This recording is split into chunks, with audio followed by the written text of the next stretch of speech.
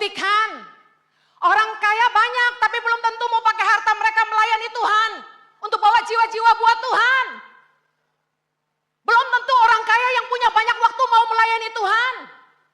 Kalau disuruh pelayanan bilangnya sibuk, gak ada waktu. Tapi sebentar ke Jepang, sebentar ke Malaysia, sebentar ke Hong Kong, sebentar ke Cina, ke Shanghai, ke Beijing, ke Amerika, ke Kanada. Itu bisa.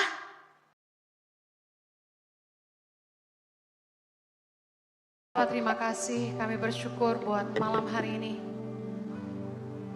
Terima kasih buat Christmas spektakuler.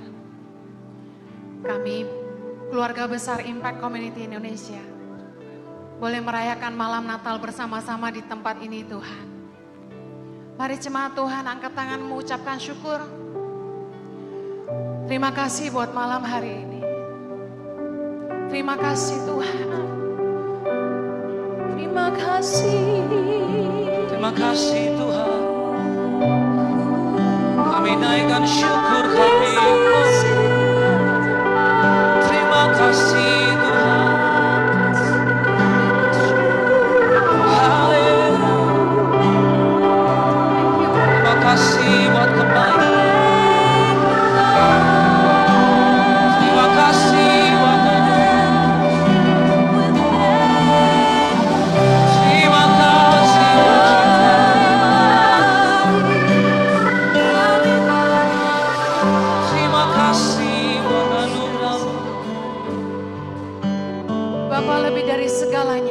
kami butuhkan hadirat-Mu di tengah-tengah kami. Kami butuh Roh Kudus-Mu untuk melawat setiap hati kami. Hamba-Mu berdoa agar setiap pemberitaan firman-Mu menjadi firman yang mencelikkan mata hati kami, membawa kami semakin dekat kepada Allah, membuat kami mengerti kehendak-Mu dalam hidup kami. Hamba-Mu berdoa jamah umat-Mu Tuhan dari setiap sudut demi sudut. Amin. Dari yang dari bawah sampai di atas, tidak ada yang terlewatkan. Roh Kudus boleh menjamah kami saat ini di dalam nama Yesus. Lembutkan tanah hati kami untuk menerima taburan firman-Mu.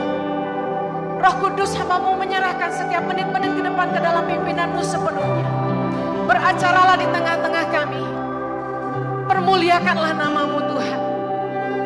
Tolong hamba-Mu karena sungguh tanpa Engkau hamba tidak mampu. Berkatilah umat-Mu Tuhan. Ajari kami kebenaran firman-Mu. Hanya di dalam nama Yesus. Yang siap diberkati Tuhan sama-sama kita katakan. Amen. Silakan duduk kembali. Katakan kanan kirimu, Happy Christmas Eve. Thank you Ishi Worship. Thank you Ruth. Thank you Marlon. Sekali lagi tepuk tangan buat teman-teman yang sudah berlala-lala dari kemarin malam jam 10, ada yang belum tidur saudara. Terima kasih banyak. Terima kasih juga buat jemaat yang mau diatur oleh Asher Tim Care yang luar biasa. Tepuk tangan buat diri Anda sendiri. Luar biasa jemaat Ici.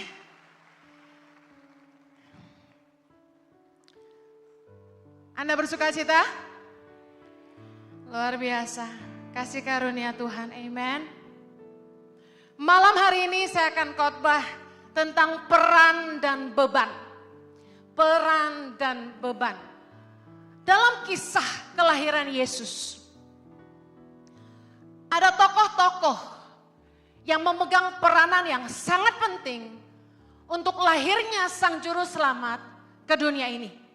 Kita saksikan drama tadi, ada malaikat Gabriel yang menyampaikan kabar baik dan peringatan melalui mimpi. Ada Bunda Maria yang taat kepada Allah dan mengorbankan dirinya sendiri untuk memikul tanggung jawab melahirkan Sang Juru Selamat ke dunia. Ada Yusuf, orang yang tulus hati, taat dan takut akan Allah, mengambil keputusan untuk menjadi ayah bagi Sang Juru Selamat yang akan dilahirkan oleh tunangannya. Ada para gembala di Bethlehem, orang-orang sederhana yang dipakai Tuhan untuk menjadi tuan rumah bagi kelahiran Sang Juru Selamat. Ada gembala-gembala di padang yang kepadanya malaikat menampakkan diri dan memberitakan tentang berita sukacita yaitu kelahiran Sang Juru Selamat. Dan jangan lupa ada orang-orang Majus yang dipakai oleh Tuhan.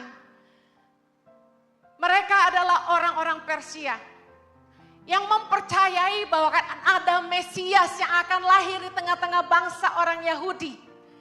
Dan ketika mereka melihat bintangnya, karena mereka ahli perbintangan, mereka berjalan sangat-sangat jauh untuk mencari tempat kelahiran Sang Mesias sambil membawa korban persembahan mereka, emas, kemenyan, dan mur. Anda saksikan drama, persis seperti yang saya tuliskan tentang tokoh-tokoh ini. Mereka semua mengambil peran dan bebannya masing-masing untuk melahirkan Juru Selamat ke dunia ini. Seluruh kehidupan Kristus sesungguhnya telah dinubuatkan oleh para nabi dalam perjanjian lama.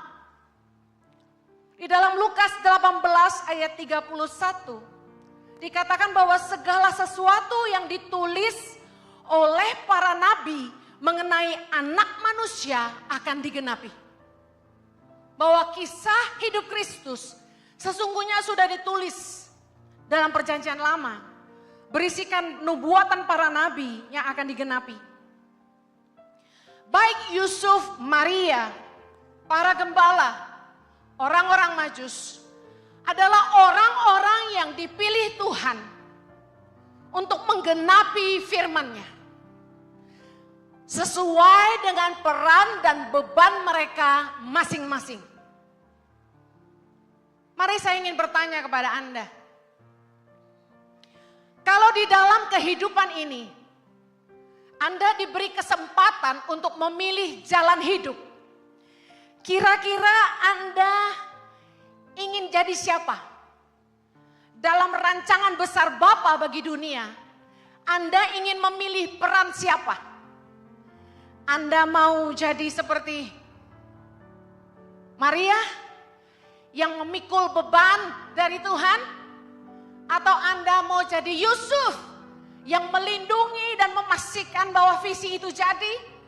Atau Anda mau jadi gembala-gembala yang membuka pintu rumahnya bagi Sang Juru Selamat lahir? Atau Anda mau jadi orang Majus? Mari kita bahas satu-satu. Saya yakin dari 4 peran ini yang tidak jadi favorit adalah menjadi gembala-gembala. Selain gak banyak yang ditulis tentang mereka, pasti gak banyak orang yang mau jadi gembala-gembala yang sederhana dalam perannya menggenapi rancangan Tuhan di dunia. Karena pada hakikatnya, kalau bisa milih gak ada orang yang mau lahir miskin. Yang setuju katakan amin. Jangan ada dusta di rumah kita. Saya yakin orang kalau bisa milih gak ada yang mau jadi miskin, amin. Tapi tahukah Anda bahwa para gembala yang hidup dalam kesederhanaan mengambil peran yang sangat-sangat penting. Karena merekalah yang menyediakan tempat bagi Yesus untuk lahir. Bisa kebayang Yesus gak punya tempat. Dan hanya mereka yang buka pintu rumahnya yang sederhana buat Yesus. Kenapa Tuhan pilih orang-orang yang sederhana? Saya mau kasih tahu. Karena orang yang sederhana itu rendah hati. Dan mereka tersedia bagi Tuhan. Saya yakin kalau Yesus lahir hari ini, orang kaya yang ada sapam di depan gerbangnya gak akan bukain pintu buat orang asing lahirin anak di rumah mereka. Yang setuju sama saya bilang iya. Kalau rumah Anda di BGV, Bukit Gading Villa, yang harus ninggalin KTP di gerbang, mana mungkin kalau ada orang yang Anda gak kenal, bilang begini, saya mau permisi lahiran di rumah kamu. Anda buka gak kira-kira pintunya? Ya enggak lah. Kalau ke kantor Tangan Pengharapan dibukain pintu nggak kira-kira? Buka. Dengar baik. Tuhan butuh orang-orang sederhana. Karena orang-orang sederhana yang rendah hati dan terbuka tersedia bagi Allah untuk memakai mereka. Apakah Anda orang-orang sederhana yang mau dipakai Allah? Yang mau katakan amin. Saya yakin peran yang paling banyak yang mau adalah ini. Orang-orang Majus. Soalnya kenapa? Soalnya orang Majus kaya. Dalam kehidupan kita, orang Majus melambangkan orang-orang kaya yang punya banyak waktu. Hanya orang-orang yang bisnisnya udah jalan sendiri yang punya banyak waktu. Katakan amin. Makanya bisa keliling dunia kan? Orang-orang Majus mengambil waktu yang cukup panjang, berjalan cukup jauh untuk mencari tempat di mana Kristus lahir. Dan mereka bukan cuma korban waktu, mereka korbankan harta mereka, emas, kemenyan, dan mur bagi Kristus. Bicara soal apa? Mereka adalah orang-orang kaya yang melayani Tuhan dengan harta dan waktu mereka. Katakan amin. Orang-orang kaya yang mau dipakai Tuhan untuk melayani Tuhan. Katakan amin. Tapi kenyataannya, apakah orang-orang yang benar-benar kaya sungguh-sungguh mau melayani Tuhan dengan harta mereka? Supaya Kristus boleh lahir di hati orang-orang yang belum percaya. Karena saya kasih tahu, misi penginjilan tuh nggak murah, Sewa tempat di sini nggak murah, Saya kasihan sama panitia. Mereka baik banget. Mereka bilang gini, kami tahu Bu Gem, Pak Gem, harus sewa tempat mahal, harus set up semua ini sangat mahal. Kami mau bantu cari dana. Saya bilang silakan, monggo. Begitu mereka cari dana, ternyata nggak mudah. Panitia baru ngerasain ya jadi Bu Heni sama Pak Jojo ya. Kemana-mana cari sumbangan buat Tangan Pengharapan emang enak. Ternyata nggak gampang kan teman-teman? Membuktikan orang kaya banyak tapi belum tentu mau pakai harta mereka melayani Tuhan. Untuk bawa jiwa-jiwa buat Tuhan. Belum tentu orang kaya yang punya banyak waktu mau melayani Tuhan.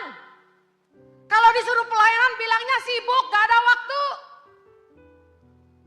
Tapi sebentar ke Jepang, sebentar ke Malaysia, sebentar ke Hong Kong, sebentar ke Cina, ke Shanghai, ke Beijing, ke Amerika, ke Kanada. Itu bisa. Yesus butuh orang Majus.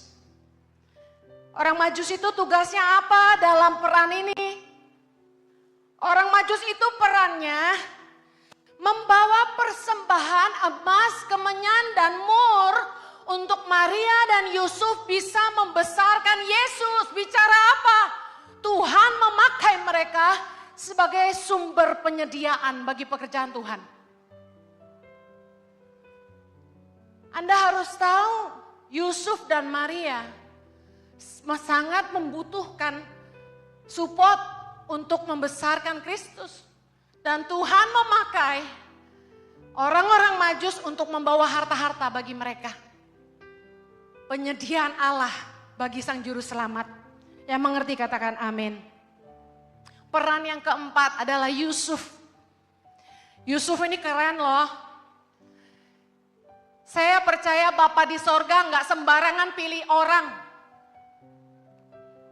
Kata anak saya, cari pria yang baik itu 1 di antara 1000. Dia bilang yang kayak papahnya itu 1 di antara 1.000.000. Wow. Tuhan kalau sampai pilih laki-laki untuk menjadi bapa dari Sang Juru Selamat, Yusuf pasti luar biasa, katakan amin. Tuhan pilih Yusuf karena dia orang yang tulus hati. Orang yang gak mau mencemarkan nama baik istrinya. Dan gak cuma itu, dia orang yang bisa dipercaya. Dia orang yang taat. Dia bertanggung jawab untuk melindungi baby Yesus. Dia bertanggung jawab untuk membesarkan Yesus dan memastikan Yesus lahir dan besar dengan selamat. Dia sangat taat kepada Tuhan. Dan yang luar biasa tentang Yusuf adalah ini. Meskipun Maria sudah jadi istrinya, dia tidak bersetubuh dengan Maria sampai Maria melahirkan Kristus. Laki-laki mana zaman kini yang katanya kucing dikasih ikan mana nolak ya? Anda bisa lihat Yusuf begitu luar biasa. Ada yang mau jadi Yusuf yang membantu menggenapi rencana Tuhan digenapi? Yang menjadi supporter yang memastikan rencana Tuhan jadi? Donatur-donatur tangan pengharapan, orang-orang yang nabur buat pelayanan ICI, Anda adalah Yusuf bagi Tuhan. Amen. Haleluya. Atau mungkin ada yang mau milih jadi Maria. Berkorban, mengorbankan dirinya. Dari rajaman batu sampai mati. Dikejar-kejar, mau melahirkan susah payah, melambangkan orang-orang yang mau taat sama panggilan dan mau bayar harga untuk mengemban visi dari Tuhan. Saya mau kasih tahu gini, sesungguhnya baik gembala, orang-orang Majus, Yusuf maupun Maria, hanyalah tokoh-tokoh yang dipilih Allah untuk mengambil peran dan beban dalam rancangan Tuhan yang besar bagi dunia. Saya ulangi, sesungguhnya dalam kisah kelahiran Yesus ini, gembala-gembala, orang Majus, Yusuf dan Maria, hanyalah orang-orang yang dipilih Tuhan untuk mengambil peran dan beban dalam rancangan Tuhan yang besar bagi dunia. Masing-masing dengan peran dan beban yang berbeda sesuai dengan kehendak Allah. Pertanyaan saya lagi, menurut Anda di antara mereka berempat, siapa yang berkorban paling banyak? Dari mereka berempat, siapa yang berkorban paling banyak? Saya dengar Maria saja. Ada lagi yang lain? Siapa yang berkorban paling banyak? Ada yang bilang Yusuf di belakang sana. Dengar baik. Kelihatannya Yusuf dan Maria lah yang memegang peran terpenting dan memikul beban terberat. Karena mereka berkorban paling banyak. Seperti yang mungkin dirasakan oleh kita semua. Aku ini loh sudah berkorban banyak untuk pekerjaan Tuhan. Aku loh udah banyak menderita karena melayani Tuhan, hamba-hamba Tuhan. Aku loh sudah berkorban banyak karena taat akan panggilan Tuhan. Aku loh udah kehilangan banyak harta karena mengikut Tuhan. Dan ini yang saya sering bilang, aku loh kehilangan waktu bersama anak-anakku karena panggilan Tuhan. Saya sering ngomong gini sama leader-leader, sama teman-teman. Penyesalan yang terbesar yang saya punya cuma satu. Bahwa saya kurang waktu untuk anak-anak saya. Karena mengikuti panggilan Tuhan. Saya meninggalkan mereka dari mereka sangat kecil. Dan harus pergi ke pedalaman-pedalaman. Dan pergi khotbah kemana-mana. Tapi hari ini, waktu saya mendapat pewahyuan tentang khotbah ini, saya nangis dan minta ampun sama Tuhan. Kalau Anda seperti saya, Anda merasa bahwa dalam hidupmu, kamu sudah menjalankan peran terberat dalam rancangan Tuhan. Bahwa panggilan itu adalah beban. Bahwa pelayanan adalah beban. Bahwa memberi adalah beban. Saya mau kasih tahu, Kristus telah berkorban bagi Anda. Dan Yesus adalah yang paling menderita dan berkorban paling banyak dalam kisah hidupnya.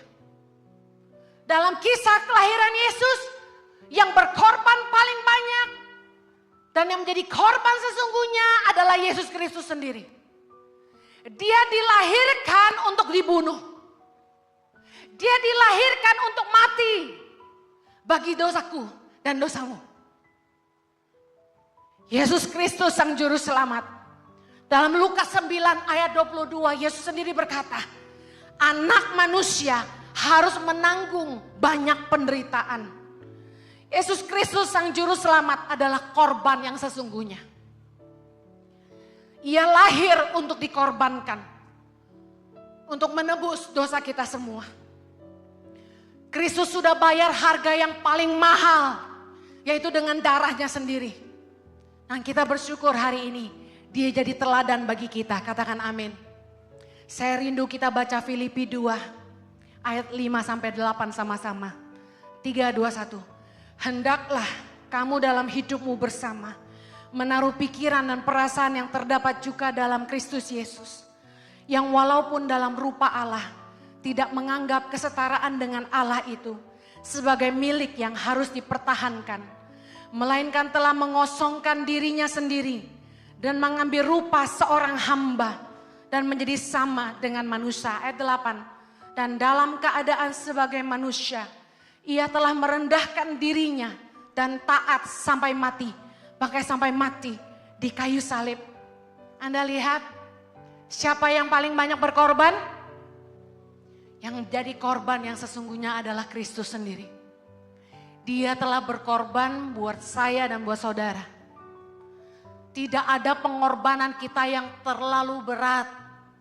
Tidak ada harga yang kita bayar yang terlalu mahal dibandingkan dengan darahnya sendiri yang tercurah bagi kita di Kalvari. Amen. Tanpa penebusan Kristus bagi setiap kita, kita binasa. Tapi karena penderitaannya, ia dipermuliakan oleh Bapanya. Tahukah Anda bahwa ketaatan Kristus kepada kehendak Bapa dalam rancangan besarnya yang memberikan Kristus kemuliaan hari ini?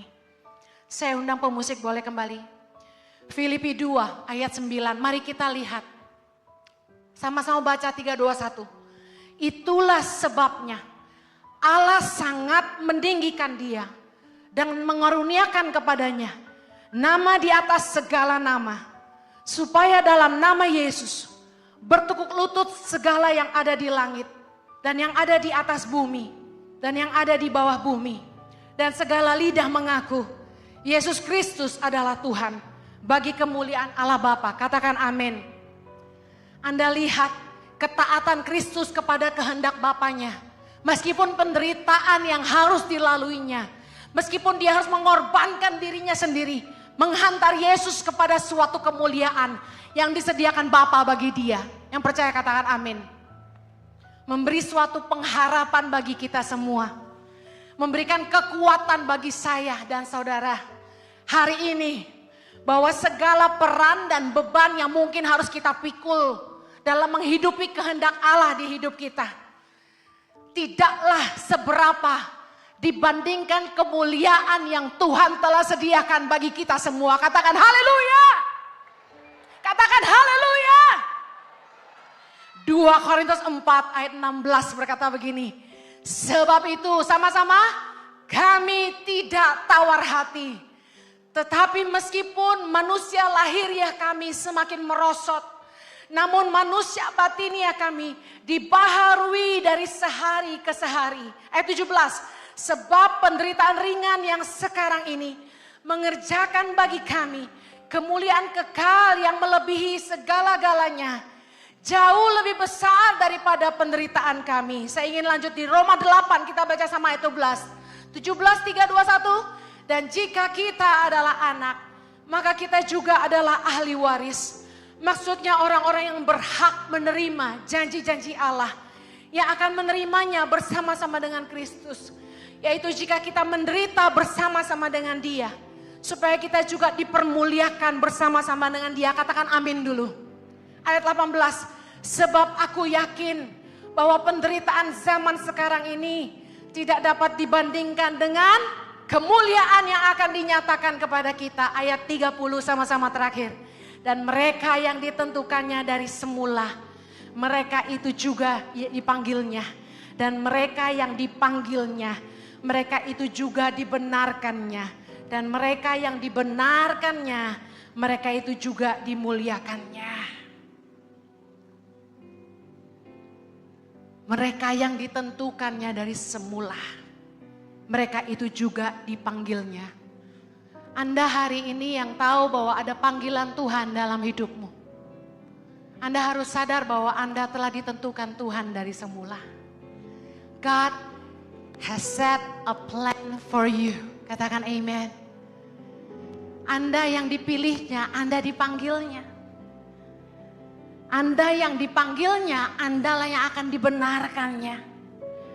Dan orang-orang yang akan dibenarkannya, mereka lah yang akan dimuliakannya. Hari ini, mari ambil keputusan. Mari jalankan peran dan beban kita masing-masing dengan ucapan syukur. Katakan, Tuhan telah memilih aku. Anda dipanggil untuk jadi gembala-gembala. Anda mungkin ada yang dipanggil jadi orang Majus. Anda mungkin ada yang dipanggil jadi Yusuf-Yusuf. Anda mungkin ada yang dipanggil jadi Maria-Maria. Ketahuilah bahwa pelayanan dan panggilan kita dari Tuhan bukanlah beban tapi kehormatan. Katakan sama-sama saya, panggilan dan pelayanan bukanlah beban tapi kehormatan. Sama-sama lagi, panggilan dan pelayanan bukanlah beban tapi kehormatan. Kenapa?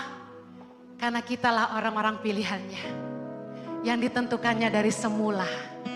Orang-orang yang dipilihnya akan dibenarkannya dan dimuliakannya. Angkat kedua tanganmu, mari kita sembah Tuhan sama-sama. Haleluya.